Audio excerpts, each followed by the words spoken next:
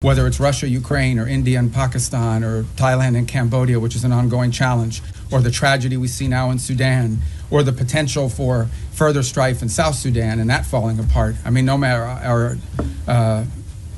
Armenia and Azerbaijan, we are always looking for opportunities, if possible, to play the role of a mediator that brings about the avoidance of war or the ending of conflicts. And obviously, in many of these cases, you can get people to the table and agree, and then there's the implementation process. And so we've made progress in many of these, particularly in getting them to agree to certain conditions. Obviously, it's ongoing work to make sure that those are implemented and applied. And some of these, conflicts have deep roots that go back many, many years. But we are prepared to be engaged and helpful in ways that perhaps other nations can't. We've been viewed as indispensable in that regard, and it's a role the President takes great pride in the promotion of peace around the world, and something he deserves a lot of credit for. He is personally engaged in all of this. Obviously, the big one was the situation with Gaza, which again is ongoing. There is now a ceasefire. There's that war is no longer going on at the scale and scope and all the things that were going on before.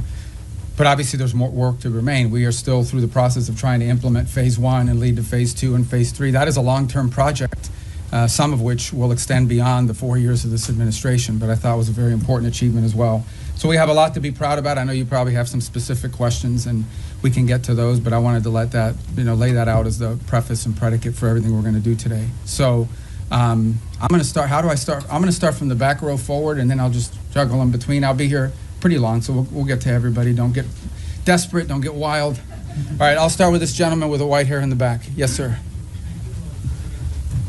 Ask you about Gaza. U.S. wants Pakistan troops to be in Gaza. Has U.S. got a consent from Pakistan that they will be sending their troops in Gaza for peace building and peacemaking? Yeah. Well, look, in fairness to all the countries we've talked to about being and having a presence on the ground, I think they want to know specifically, what the specific mandate it was, the funding mechanism looks like.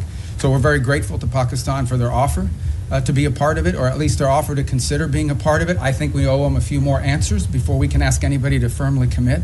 But I feel very confident that we have a number of nation states acceptable to all sides in this who are willing to step forward and be a part of that stabilization force. And certainly, Pakistan is key if they agree to do so.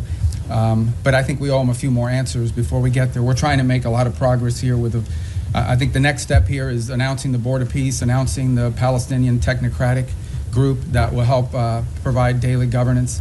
And then once that's in place, I think that will allow us to firm up the stabilization force, including how it's going to be paid for, what the rules of engagement are, what their role will be in demilitarization, and so forth.